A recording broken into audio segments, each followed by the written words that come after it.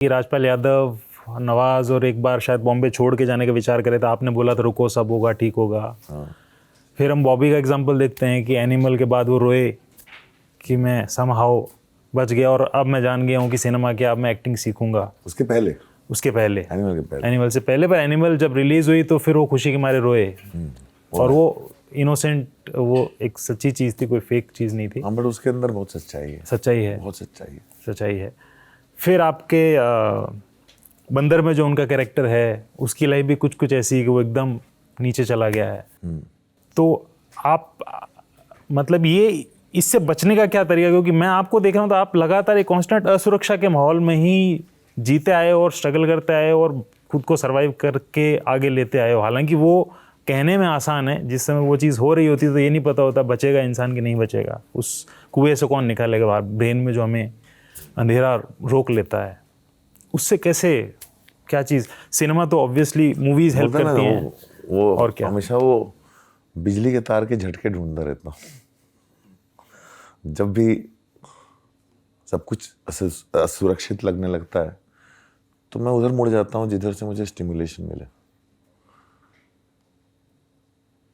आज की दुनिया ना बहुत तेजी से बदल रही है और मुझे तो समझ में नहीं आती, लेकिन इसको किस्मत कह सकता हूँ या फिर पता नहीं क्या था कि शुरू से जब आप आइसोलेशन में रहते हो, क्योंकि कम उम्र में मेरे को स्कूल भेज दिया गया था और कम उम्र में बुलिंग से बचने के लिए आप आइसोलेशन में रहते हो, तो पहली चीज़ तो आप वैलिडेशन ढूंढना बंद ही कर देते हो।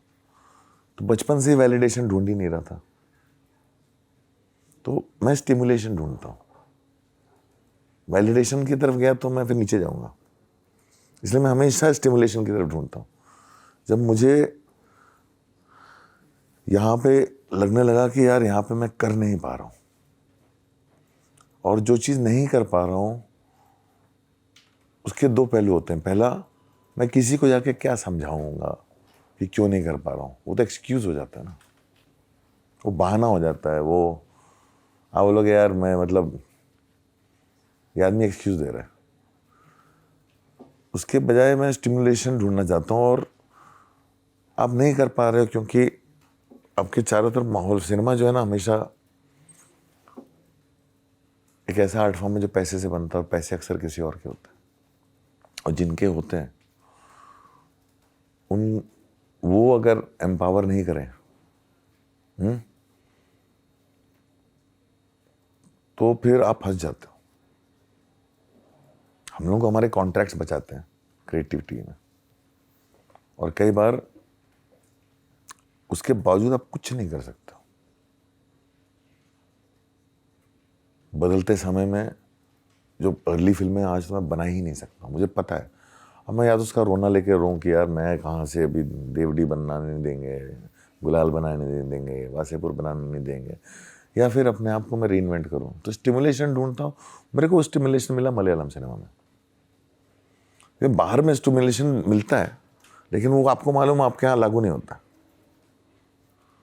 मैं वो फिल्म देख के यहाँ पे तो बना ही नहीं सकता, तो मैं मलयालम सिनेमा में स्टिमुलेशन मिला मुझे।